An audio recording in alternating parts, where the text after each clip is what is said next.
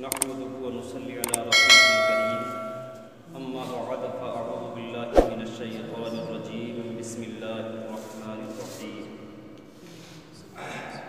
ما قبل آیت میں اللہ رب العزت نے ارشاد فرمایا وعد اللہ الذین آمنوا وعملوا الصالحات لهم مغفرة واجر عظیم. ایمان والے نیکوکاروں سے اللہ کا وعدہ ہے کہ ان کے لیے بخشش اور بڑا ثواب ہے. ایمان والوں کے لیے اللہ کا وعدہ. والذین کفروا وکذبوا بآیاتنا اولئک اصحاب الجحیم. اور وہ جنہوں نے کفر کیا اور ہماری آیتیں جھٹلائیں وہی دوزخ والے ہیں. ما قبل میں اس کا بیان. آگے اللہ رب العزت ایمان والوں کو مخاطب کرتے ہوئے ارشاد فرماتا ہے یا ایھا الذین آمنوا اذکروا نعمت اللہ علیکم اذ ہم قوم ان یبسطوا الیکم ایدیہم فکف ایدیہم عنکم. ایمان والو اللہ کا احسان اپنے اوپر یاد کرو. اللہ کا احسان اپنے اوپر یاد کرو جب ایک قوم نے چاہا کہ تم پر دست درازی کرے, تمہیں تکلیف دے, تو اس نے ان کے ہاتھ تم پر سے روک دیے.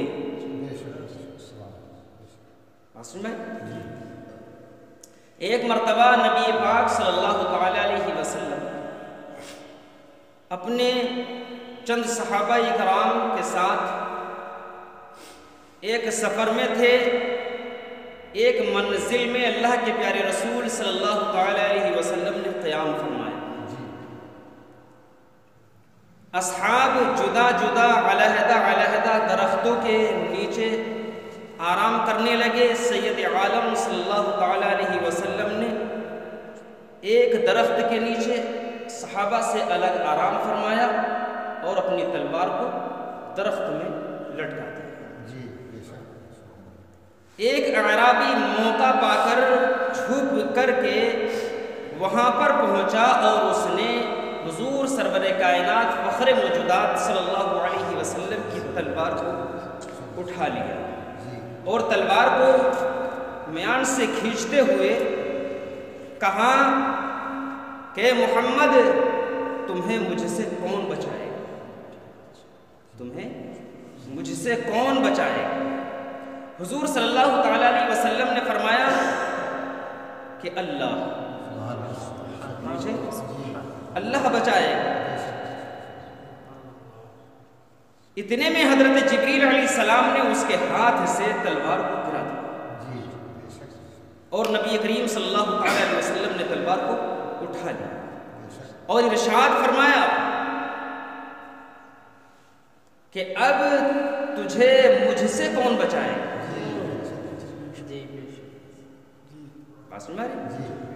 میرے آقا تو رؤوف الرحیم کریم آقا صلی اللہ تعالی علیہ وسلم نے ارشاد فرمایا اب بتا تجھ کو مجھ سے کون بچائے گا.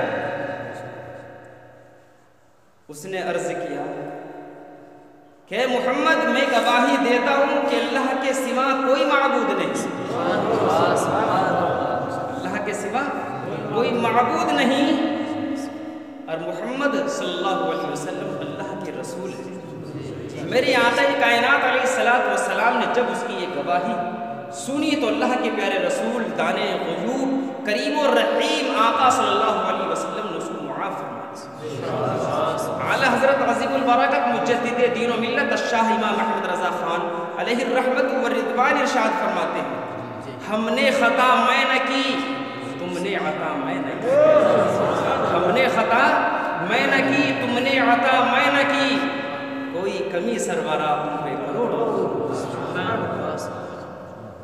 اسی کو اللہ رب العزت نے اس آیت مقدسہ میں بیان کیا.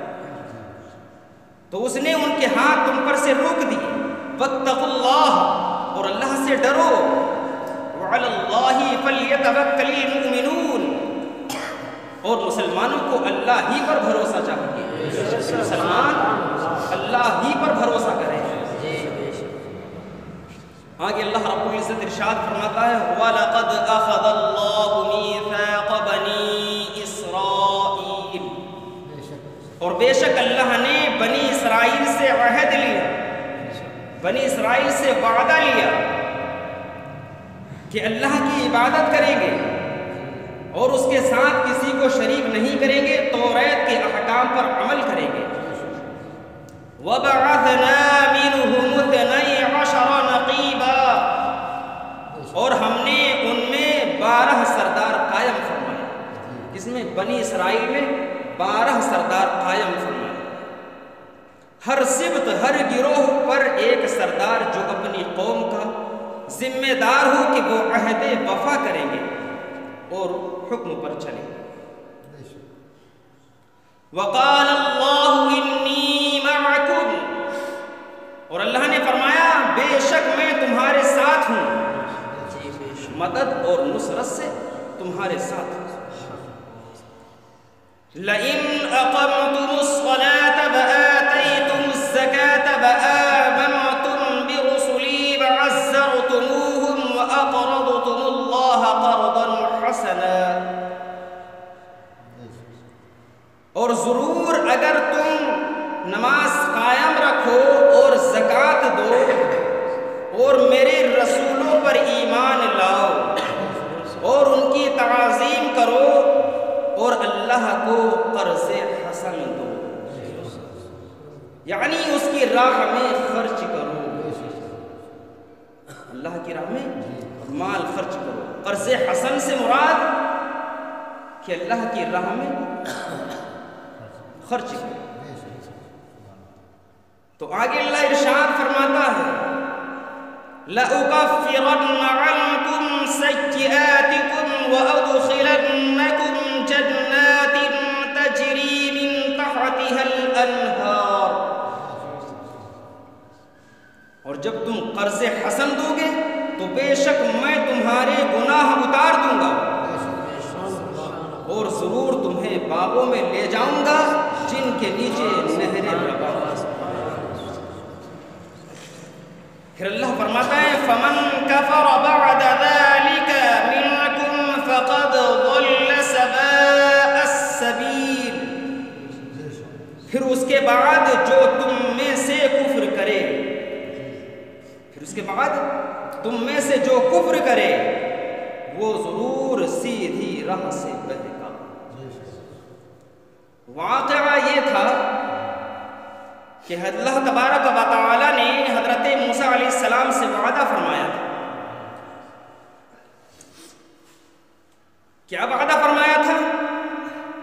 کہ انہیں اور ان کی قوم کو ارض مقدسہ کا وارث بنائے گا جس میں کنعانی جبار رہتے تھے. تو فرعون کے ہلاک ہونے کے بعد حضرت موسیٰ علیہ السلام کو اللہ رب العزت کا حکم ہوا کہ بنی اسرائیل کو ارض مقدسہ کی طرف لے جائیں. میں نے اس کو تمہارے لیے دار قرار بنا دیا ہے، تو وہاں جاؤ اور جو دشمن وہاں ہیں ان پر جہاد کرو اور میں تمہاری مدد فرماؤں گا. یہ اللہ رب العزت نے حضرت موسیٰ علیہ السلام سے کہا. اور اے موسیٰ تم اپنی قوم کے ہر سبط میں سے ایک ایک سردار بناؤ، اس طرح 12 سردار مقرر کرو، ہر ایک ان میں سے اپنی قوم کے حکم مانے اور عہد وفا کرنے کا ذمہ دار ہو. حضرت موسیٰ علیہ السلام سردار منتخب کر کے بنی اسرائیل کو لے کر کے روانہ ہوئے، اور جب مقام اریحا کے قریب پہنچے تو ان نقیبوں کو تجسس کے لیے، احوال تجسس کے لیے، احوال جاننے کے لیے وہاں پر بھیجا. انہوں نے دیکھا کہ لوگ عظیم الجثہ ہیں، عظیم الجثہ، یعنی کہ بہت ہی قوی اور توانا ہیں، صاحب ہیبت و شوکت ہیں، قد و قامت والے ہیں۔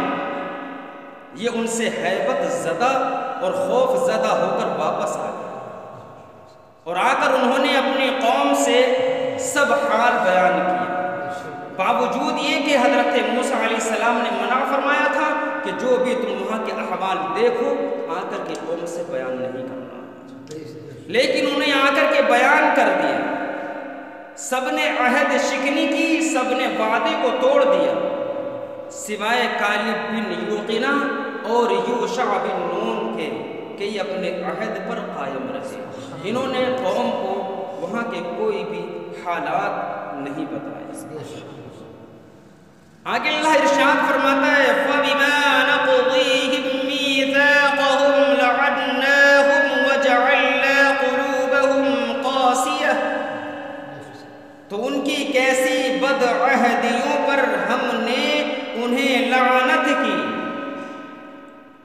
تو ان کی کیسی بدعہدیوں پر، بدعہدی کہ انہوں نے عہد الہی کو توڑا، اللہ کے وعدے کو توڑا، اور حضرت موسیٰ علیہ السلام کے بعد آنے والے انبیاء کی تکذیب کی اور انبیاء کو قتل کیا اور کتاب کے احکام کی مخالفت کی۔ تو ہم نے ان پر لعنت کی، وَجَعَلْنَا قُلُوبَهُمْ قَاسِيَةً، اور ان کے دل سخت کر دیے، يُحَرِّفُونَ الْكَلِمَ عَن مَّوَاضِعِهِ، اللہ کی باتوں کو ان کے ٹھکانوں سے بدلتے ہیں، اللہ کی باتوں کو ان کے ٹھکانوں سے بدلتے ہیں۔ یعنی توریت میں جو سید عالم صلی اللہ تعالیٰ علیہ وسلم کی اتباع کرنے کا اور ان پر ایمان لانے کا جو حکم دیا گیا ہے اس کو نہیں مانتے، اس کی مخالفت کرتے ہیں۔ وَنَسُوا حَظًّا مِّمَّا ذُكِّرُوا بِهِ، اور بھلا بیٹھے بڑا حصہ ان نصیحتوں کا جو انہیں دی گئی، جو نصیحتیں انہیں دی گئی تھی ان کا بڑا حصہ بھلا بیٹھے۔ کیا حصہ تھی؟ کہ نبی پاک علیہ السلام پر ایمان لے کر کے آنا ہے اور ان کی فرما برداری اور ان کی تابعداری کرنا ہے۔ آگے اللہ ارشاد فرماتا ہے وَلَا تَزَالُوا تَطَّلِعُ عَلَىٰ خَائِنَةٍ مِّنْهُمْ إِلَّا قَلِيلًا مِّنْهُمْ فَاعْفُ عَنْهُمْ وَاصْفَحْ، اور تم ہمیشہ ان کی ایک نہ ایک دغا پر مطلع ہوتے رہو گے، ان کی ایک نہ ایک دغا پر مطلع ہوتے رہو گے۔ دغا، کیونکہ دغا اور خیانت اور نقض عہد، عہد کو توڑنا، وعدے کو توڑنا، اور رسولوں کے ساتھ بد عہدی ان کی اور ان کے آبا کی یہ قدیم عادت تھی۔ إِلَّا قَلِيلًا مِّنْهُمْ، سوائے تھوڑے، یعنی جو ایمان لے آئے تھے ان کی عادت نہیں تھی کہ وہ فَاعْفُ عَنْهُمْ وَاصْفَحْ، تو انہیں معاف کر دو اور ان سے درگزر کر دو، جو کچھ ان سے پہلے سرزد ہوا ان پر گرفت نہ فرماؤ۔ بعض مفسرین اکرام نے فرمایا کہ یہ آیت اس قوم کے حق میں نازل ہوئی جنہوں نے نبی پاک صلی اللہ تعالیٰ علیہ وسلم سے عہد کیا پھر توڑا، پھر اللہ تعالیٰ نے نبی پاک علیہ السلام کو اس پر مطلع فرما دیا اور یہ آیت نازل کی۔ اس صورت میں معنی یہ ہے کہ ان کی اس عہد شکنی سے درگزر کیجیے جب تک وہ جنگ سے باز رہیں اور جزیہ ادا کرنے سے منع نہ کریں۔ اللہ رب العزت پھر آگے ارشاد فرماتا ہے ان اللہ یحب المحسنین، بے شک احسان والے اللہ کو پسند ہیں، اللہ کو محبوب ہے، احسان والے اللہ کو محبوب ہیں۔ پھر رب تبارک و تعالی ارشاد فرماتا ہے وَمَنْ ذَا الَّذِي قَالُوا إِنَّا نَصَارَىٰ أَخَذْنَا مِيثَاقَهُمْ فَنَسُوا حَظًّا مِّمَّا ذُكِّرُوا بِهِ، اور وہ جنہوں نے دعویٰ کیا کہ ہم نصارہ ہیں، ہم نے ان سے عہد لیا. کس سے؟ نصارہ سے عہد لیا کہ اللہ تعالیٰ اور اس کے رسولوں پر ایمان لانے کا، کہ وہ اللہ اور اللہ کے رسولوں پر ایمان لائیں گے. فَنَسُوا حَظًّا مِّمَّا ذُكِّرُوا بِهِ، تو وہ بھلا بیٹھے بڑا حصہ ان نصیحتوں کا جو انہیں دی گئی تھی، یعنی کہ انجیل میں، اور انہوں نے جو ہے عہد شکلی. آگے اللہ فرماتا ہے فَأَغْرَيْنَا بَيْنَهُمُ الْعَدَاوَةَ وَالْبَغْضَاءَ إِلَى يَوْمِ الْقِيَامَةِ، تو ہم نے ان کے آپس میں قیامت کے دن تک بیر اور بغض ڈال دیا. بیر اور بغض ڈال دیا. قتادہ نے کہا کہ جب نصارہ نے کتاب الہی انجیل پر، کتاب الہی یعنی انجیل پر عمل کرنا ترک کر دیا، چھوڑ دیا، اور رسولوں کی نافرمانی کی، فرائض ادا نہ کیے، حدود کی پرواہ نہ کی، تو اللہ تعالیٰ نے ان کے درمیان، آپس میں ان کے درمیان عداوت ڈال دی، دشمنی ڈال دی. بات سمجھ میں آ رہی ہے؟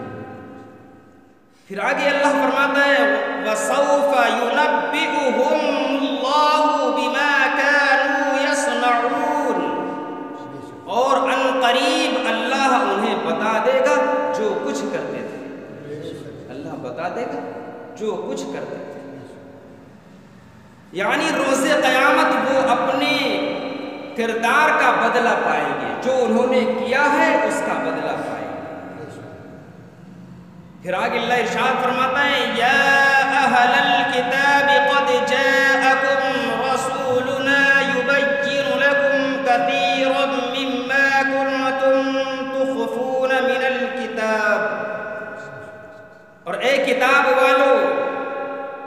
والوں سے مراد یہود و نصارہ، اے کتاب والوں بے شک تمہارے پاس ہمارے یہ رسول یعنی کہ محمد عربی صلی اللہ علیہ وسلم تشریف لائے کہ تم پر ظاہر فرماتے ہیں بہت سی وہ چیزیں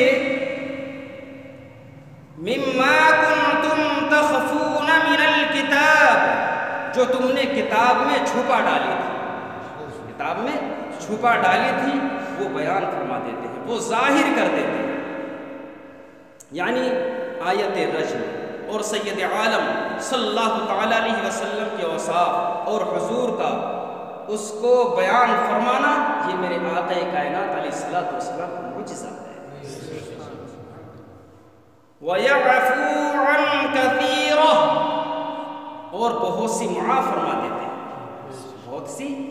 فرما دیتے ہیں، یعنی کہ بیان نہیں فرماتے ہیں، کچھ باتوں کو معاف بھی فرما دیتے ہیں، اور ان کا ذکر بھی نہیں کرتے، نہ ان پر مواخذہ فرماتے ہیں، کیونکہ آپ اسی چیز کا ذکر فرماتے ہیں جس میں مصلحت ہوتی ہے.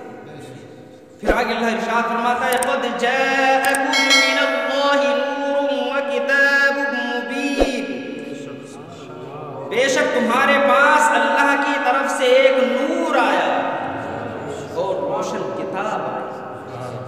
نور سے مراد سید عالم صلی اللہ تعالیٰ علیہ وسلم کی ذات بابرکت ہے، اور کتاب سے مراد قرآن پاک. صدق اللہ العظیم.